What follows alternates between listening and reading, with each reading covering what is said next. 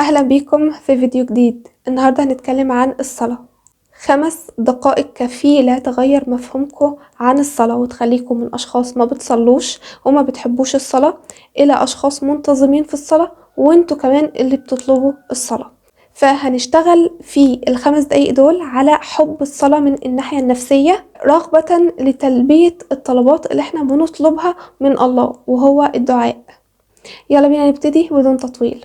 أول نقطة هتكلم معاكم فيها وهي تعريف الصلاة. الصلاة تعريفها ببساطة هي الاتصال بالله سبحانه وتعالى في أوقات معينة، وبرضو بنتصل بالله في أوقات غير معينة. يعني مش لازم الصلاة هي الشيء اللي بيربطني بالله، بس فكرة ان انا مربوطة بالله اصلا او موصولة بالله ده مخليني متصلة بيه على مدار وقت اطول من الصلاة وعلى مدار الاشياء اللي انا بعملها في اليوم. فالاتصال هنا ملهوش علاقة بالصلاة، له علاقة بنفسي انا اللي موصولة بالله سبحانه وتعالى اثناء الصلاة وبعد الصلاة.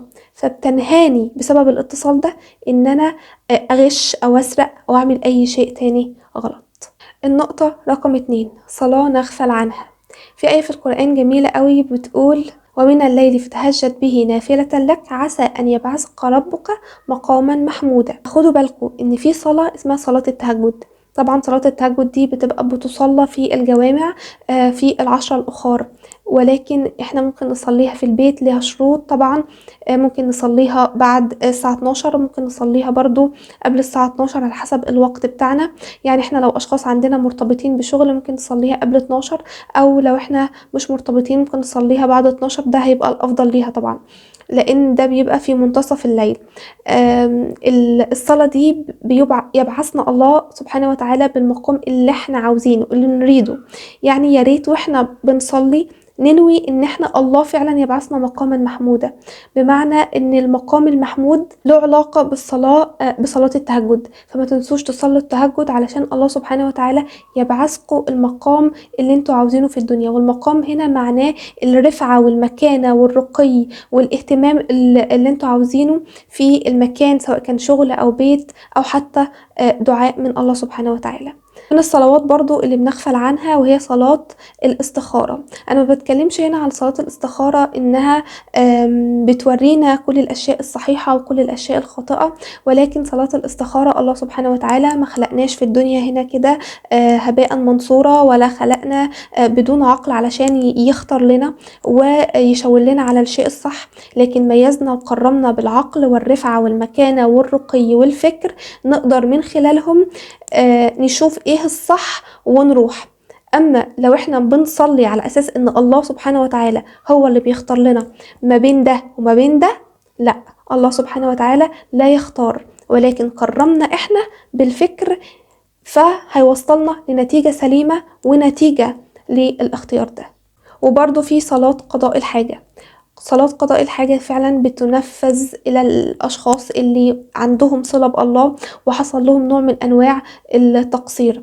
فلو أنا شخصية بتذاكر كويس ومجتهدة وعندي جد واجتهاد طول السنة الدراسية، فجيت من غصب عني قصرت في مادة، فخايفة لما نجحش فيها، او حسبت الدرجات ولقيت مثلا درجتين 2 ممكن اقلهم.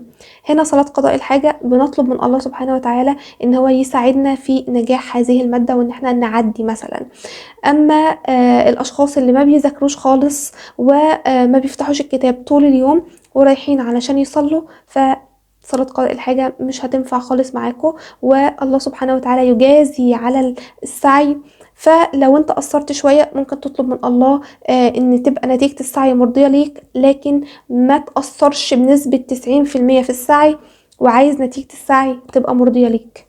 النقطة رقم 3، وفي شروط كده نعملها أثناء الصلاة علشان الله سبحانه وتعالى مش بس يتقبل مننا الصلاة تبقى محببة ومقربة إلى قلبنا.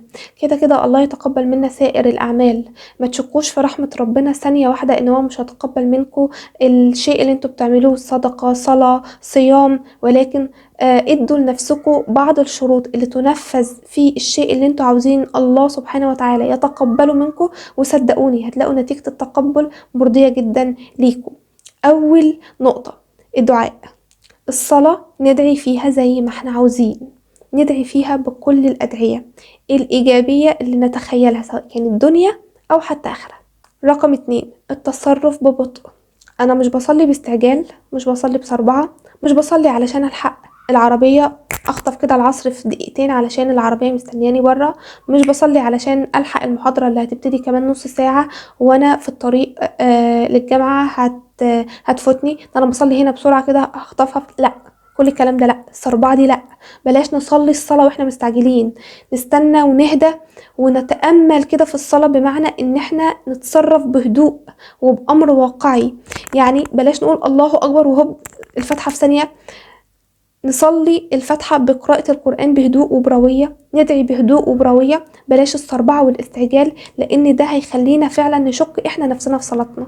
يا ريت نتصرف بهدوء ونتكلم بهدوء أثناء الحركات الجسدية وأثناء الكلام. نقرأ الفاتحة بالراحة واحنا بنركع، ما نركعش في 3 ثواني ولا في 5 ثواني بسرعة كده، نركع في 12 ثانية 15 ثانية، نطمئن كده في الركوع ونتنفس بطريقة هادية وبسيطة. لكن لو احنا تسربعنا واستعجلنا، ركوع بسرعة، سجود بسرعة، قراءة قرآن بسرعة، قراءة فاتحة بسرعة، الصلاة هتضيع واحنا نفسنا مش هنبقى راضيين عن الصلاة دي. لكن لو اتصرفنا ببطء وبهدوء، صدقوني احنا هنبقى راضيين جدا عن الصلاة اللي احنا بنصليها. رقم 4، ليه احنا بنصلي؟ وطبعا النقطة دي نفسية جدا جدا جدا. لو فهمتوا النقط النفسية دي، الصلاة هتبقى عندكم زي السكينة في الحلاوة. رقم 1 في النقطة دي بالذات، هي ان الله سبحانه وتعالى الملك الكريم الحكيم ما بيطلبش مننا ان احنا نصلي علشانه، احنا اللي محتاجين الصلاة دي فكريا وطاقيا وجسديا ونفسيا كمان. رقم 2، وخلق الانسان ضعيفا. مش هعمم ان الانسان خلق ضعيف، ومش هقول ان احنا كلنا ضعاف، بس في ناس فعلا ضعاف وفي ناس مش ضعاف، دي حقيقة وملموسة كمان في ارض الواقع. يعني في ناس اقوياء بالفلوس، سواء كانوا هم نشأوا في عائلات قوية عندها دعم مادي، او حتى جالهم الدعم المادي بدري فبالتالي بقوا اشخاص اقوياء. اما بقى الشخص الضعيف، لا ماديا ولا حتى نفسيا، يعمل ايه؟ الصلاة هي الشيء الوحيد اللي يقدر يربطه بالله سبحانه وتعالى وينفذ له أموره عن طريق الدعاء في الحياة اليومية بتاعته وكمان في الحياة الآخرة. وعلى فكرة أحيانا نلاقي الأشخاص اللي مرتاحين ماديا مرتبطين بالصلاة، يعني هم نشأوا في عائلات مرتبطة بالصلاة ومرتبطة بالله سبحانه وتعالى، فالعائلات اوريدي كان عندها دعم له علاقة بالله، العائلات كانت متصلة بالله، سواء كان صدقة أو صلاة أو حتى صيام. فطبعا ده كله عاد بالراحة على الأبناء. أما الأشخاص اللي ممكن ما يكونوش فعلا عندهم دعم أسري سواء كان مادي أو نفسي، الصلاة هي الراحة والسبيل الوحيد للاطمئنان والاتصال بالله، والله سبحانه وتعالى هيديهم الدعم ده. وطبعا لازم نطلب، يعني لازم نكتب احتياجاتنا على ورقة وننفذ ايه هو الدعاء على ورقة، ومن ثم نقوله في الصلاة. نقطة رقم 3، وهي التقرب من الله سبحانه وتعالى. الصلاة بتقربنا من الله كتير جدا جدا جدا، وبتخلي دعواتنا مستجابة على مدار التدريج. يعني بنرتفع بعد استجابة أول دعاء 10% لله، أو بنصل لله بنسبة 10%، ومن ثم بعد الاستجابة للدعاء التاني بنوصل لمثلا 40%، ومن ثم لاستجابة الدعاء التالت بنوصل ل 50%، وهكذا gradually بنبتدي نطلع ونرتفع إلى الله ونرتقي إلى التقرب من الله سبحانه وتعالى. النقطة رقم 4، وهي التعلق بالله سبحانه وتعالى وفك التعلق بالبشر.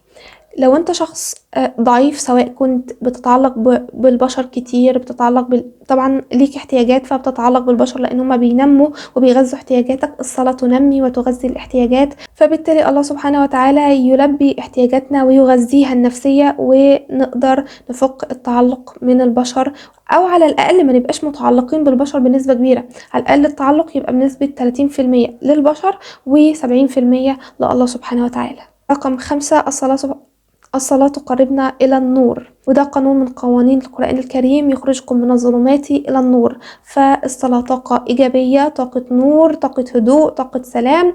فالله سبحانه وتعالى يخرجنا من أمور ومشتتات الدنيا اللي لها علاقة بالظلمات أو التفكير المشتت أو عدم السيطرة على التفكير، إلى السيطرة على التفكير وزيادة الاتصال بالله سبحانه وتعالى والدخول إلى النور. لحد هنا يبقى الفيديو خلص. أتمنى يا رب الفيديو يكون عجبكم. أتمنى الأمور النفسية اللي ليها علاقة بالصلاة دي تأثر في نفسيتكم وتحببكم في الصلاة أكتر وأكتر. أشوفكم في فيديو جديد. مع السلامة.